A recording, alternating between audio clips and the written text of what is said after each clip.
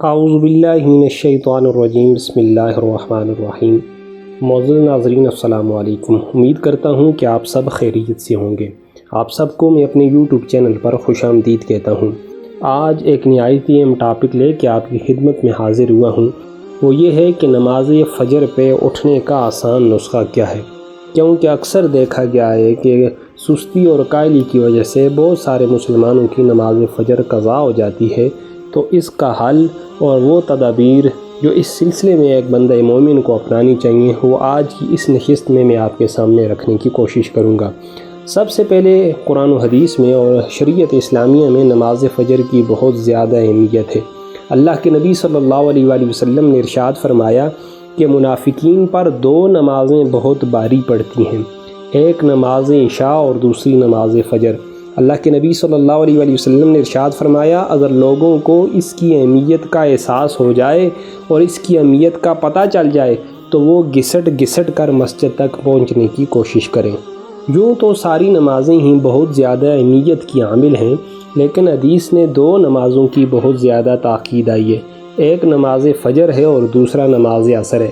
اس کی مختلف وجوہات ہیں، لیکن ایک سب سے اہم وجہ یہ ہے کہ عصر کا جو وقت ہے وہ کاروبار میں مشغولیت کا وقت ہے، اور عصر کی نماز کا ٹائم بھی کم ہوتا ہے، تو کاروبار میں مشغولیت کی وجہ سے بسا اوقات یہ نماز قضا ہو جاتی ہے۔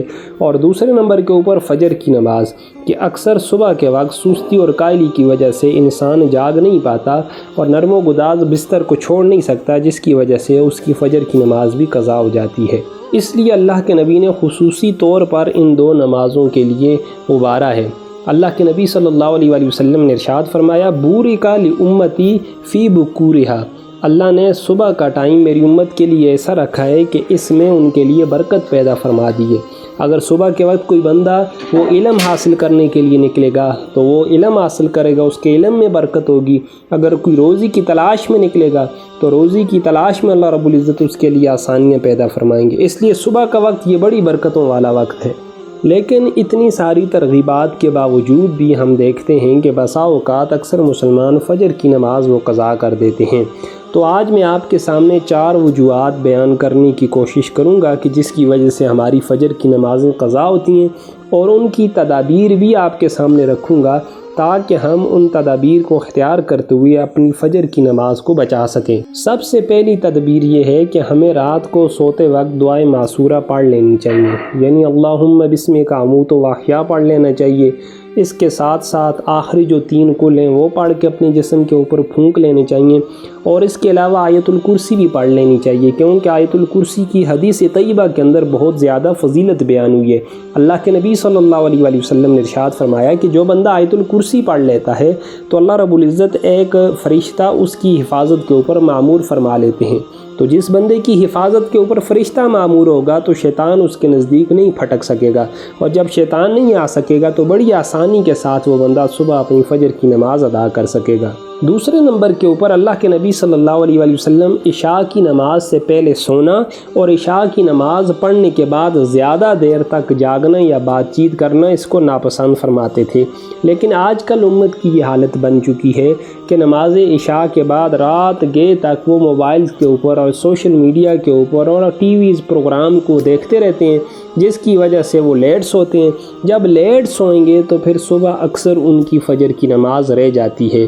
تو سب سے جو اہم بات ہے وہ ہمیں اپنی معمولات ان کو تبدیل کرنا چاہیے، اور جلدی سونے کی اور صبح جلدی اٹھنے کی عادت کو اپنانا چاہیے۔ تیسرے نمبر کے اوپر دن کے وقت ہمیں کھانا کھانے کے بعد 10-15 منٹ قیلولہ کرنا چاہیے، کیونکہ یہ رسول اللہ صلی اللہ علیہ وآلہ وسلم کی سنت بھی ہے، اور اس سے انسانی جسم کو چستی اور راحت بھی ملتی ہے۔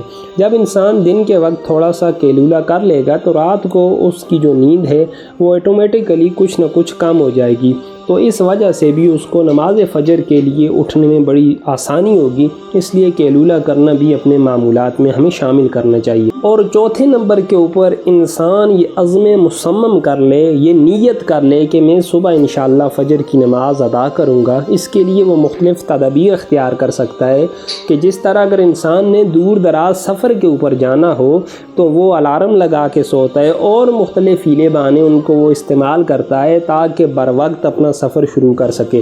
تو اسی طرح میں اور آپ اگر ہم نماز فجر کے لیے اٹھنا چاہتے ہیں تو ہمیں سارے ہیلے اور ساری تدبیریں بروئے کار لانی چاہیے، عزم مصمم کرنا چاہیے، پکی نیت کرنی چاہیے اور ساتھ الارم بھی لگانا چاہیے تاکہ ہم وقت مقررہ کے اوپر بیدار ہو سکیں۔ اور اس کے ساتھ ساتھ رات کو سوتے وقت ہمیں قرآن مجید فرقان حمید کی یہ آیہ مقدسہ بھی پڑھ کے سونا چاہیے۔ وَإِذْ جَعَلْنَا الْبَيْتَ مَثَابَةً لِلنَّاسِ وَأَمْنًا وَاتَّخِذُوا مِن مَّقَامِ إِبْرَاهِيمَ مُصَلًّى وَعِدْنَا إِلَىٰ إِبْرَاهِيمَ وَإِسْمَاعِيلَ أَن طَاهِرَ بَيْتِيَ لِلطَّائِفِينَ وَالْعَاكِفِينَ وَالرُّكَّعِ السُّجُودِ۔ اگر ان معروضات کے اوپر ہم عمل کریں گے تو انشاءاللہ عز و جل ہماری جو فجر کی نماز ہے وہ ضرور قضا ہونے سے بچ جائے گی اور ہم اس کو مقررہ وقت کے اوپر ادا کر سکیں گے۔